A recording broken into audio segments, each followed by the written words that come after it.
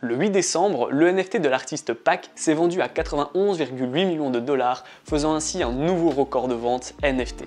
Si vous ne vivez pas dans une grotte, vous avez déjà entendu, de près ou de loin, parler des NFT. Cela vient de l'acronyme Non-Fungible Token.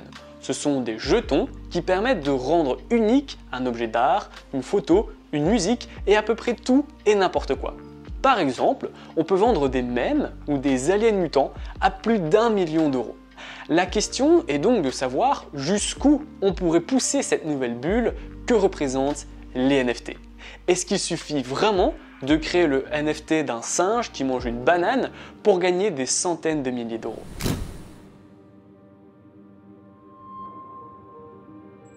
Le NFT est lié à la blockchain. Voyez la blockchain comme un grand livre qui retrace absolument toutes les transactions du monde et qui n'a besoin ni de banques ni d'autres organisations d'État pour fonctionner. Ce qu'il faut comprendre avec les NFT, c'est qu'en achetant le NFT de Pak à 91 millions ou même un singe à 1000 euros, je suis le seul et unique propriétaire dans le monde qui détient ce singe qui mange une banane. Le NFT n'est pas fongible, ce qui signifie qu'on ne peut pas le remplacer, car chaque jeton est absolument unique. Pour le moment, ils sont très utilisés dans le domaine de l'art, de mèmes et de JPEG, mais pourraient vraiment être utilisés pour rendre unique absolument tout ce que vous voulez. Tant que vous avez de la demande, vous pourrez monter votre offre. Ça fonctionne absolument de la même manière qu'une action, une crypto-monnaie, une matière première ou une pomme que vous achetez au marché. Sauf que ce système d'offres et de demande est extrêmement à la mode en ce moment, rendant ainsi la demande très élevée. Lorsque la hype du Bitcoin a commencé, tout le monde voulait avoir un peu de Bitcoin pour se dire propriétaire de crypto-monnaie et se la péter devant ses collègues de travail. Ici, c'est exactement pareil. Tout le monde veut absolument acheter un NFT car c'est la mode et les gens ne veulent pas rater cette bulle de la manière qu'ils ont raté la bulle des crypto-monnaies.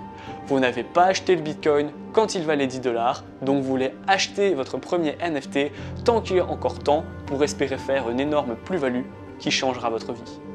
Je ne dis pas que je suis contre les NFT, je pense que nous sommes au début de quelque chose de très gros, tout comme le monde des crypto-monnaies. Ces marchés peuvent révolutionner le monde, certains l'ont compris, mais il peut également s'écrouler du jour au lendemain. Voyez les NFT comme les hand-spinners de l'époque. Au début, tout le monde s'en fout, personne joue avec, et ça vaut 20 centimes. Ensuite, on a un effet de mode. Tout le monde veut son hand-spinner. On se les arrache un par un au magasin et on les retrouve dans les marchés au bord de la plage à 10 € avant de se faire oublier aussi vite qu'ils sont arrivés. D'ailleurs, la question que vous posez peut-être est qui peut créer des NFT? Est-ce que votre tante Gertrude peut créer une petite musique des années 50 et la vendre plusieurs milliers d'euros à d'autres tantes Gertrude à la mode? La réponse est oui. Absolument tout le monde peut créer un NFT. Il existe même des sites internet qui vous guident pas à pas de la création à la publication de cet NFT. Alors attention tout de même, il faut remplir plusieurs conditions. La première, le NFT que vous allez créer doit vous appartenir. Je ne peux pas prendre une chanson de Booba ou la version originale de Mona Lisa et la transformer en NFT. Vous devez être son créateur ou avoir un contrat avec le créateur dans le cas où vous voulez le faire créer.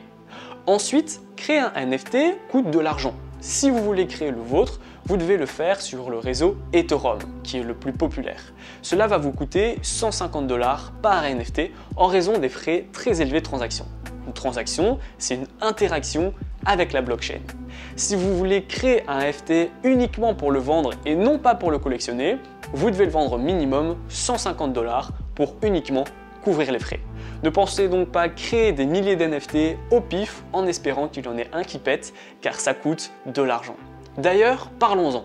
Comment acheter et comment vendre des NFT? Il existe plusieurs plateformes spécialisées dans l'échange de ces tokens, mais c'est toujours le même principe. Vous allez être en relation avec des vendeurs et vous aurez deux possibilités. Soit vous allez pouvoir directement acheter en Ethereum le NFT qui vous intéresse, soit vous allez avoir un système d'enchères, auquel cas vous devrez gagner l'enchère pour acquérir votre NFT.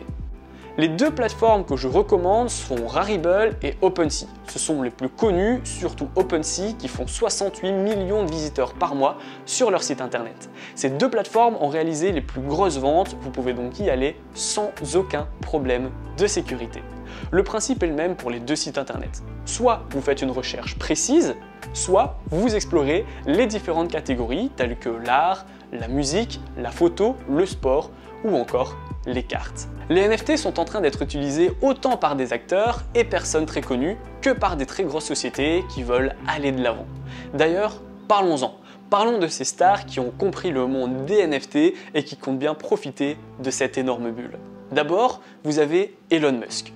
Elon Musk, avec son son électro sur Twitter, donc au début il a fait une blague en postant une publication d'un morceau électro de 2 minutes 20 qui parle de NFT avec en légende « Je vends ce son qui parle de NFT comme un NFT ».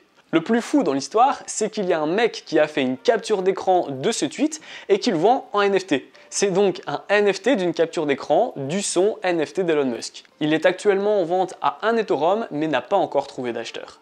Ensuite, vous avez Bernie Lee et sa ligne de code source vendue à 5,4 millions de dollars. Un peu plus surprenant, Paris Hilton, qui est littéralement tombé sous le charme des NFT, en disant que c'est le début d'une énorme révolution et qu'il faut à tout prix acheter des NFT tant que ce n'est que le début. Elle doit sa plus belle vente actuelle à son NFT Iconic Queen vendu à plus d'1 million de dollars. On reste dans le domaine du chant avec Snoop Dogg, qui à travers d'un tweet a déclaré vouloir être le premier rappeur NFT. Il a créé un monde virtuel appelé Snoopverse. C'est une communauté numérique qui réside au sein de The Sandbox, une plateforme basée sur Ethereum pour créer et monétiser des espaces de rencontres en ligne et des expériences de jeu. Plus fou encore, un collectionneur NFT a dépensé 450 000 $ pour être le voisin virtuel de Snoop Dogg. Un autre rappeur, Eminem, qui a sorti sa première collection NFT appelée ShadyCon, qui lui a rapporté 1,3 million de dollars. Jack Dorsey, le CEO de Twitter, a vendu son premier tweet en tant que NFT pour plus de 2,9 millions de dollars. Le tweet qui dit « Je viens de configurer mon Twitter » a été publié pour la première fois par Dorsey le 21 mars 2006. Kate Moss, qui a créé 3 clips vidéo, une en voiture, une dans le lit et une en forêt, pour sortir une collection NFT, dort avec Kate, marche avec Kate et conduit avec Kate. L'idée étant de permettre à ses collectionneurs de passer un moment virtuel avec elle. Katy Perry a également sorti une collection NFT nommée Theta en proposant des NFT beaucoup plus abordables qui sont pour la plupart à moins de 1000 $. Côté entreprise, Taco Bell a également mis en place une stratégie autour des NFT.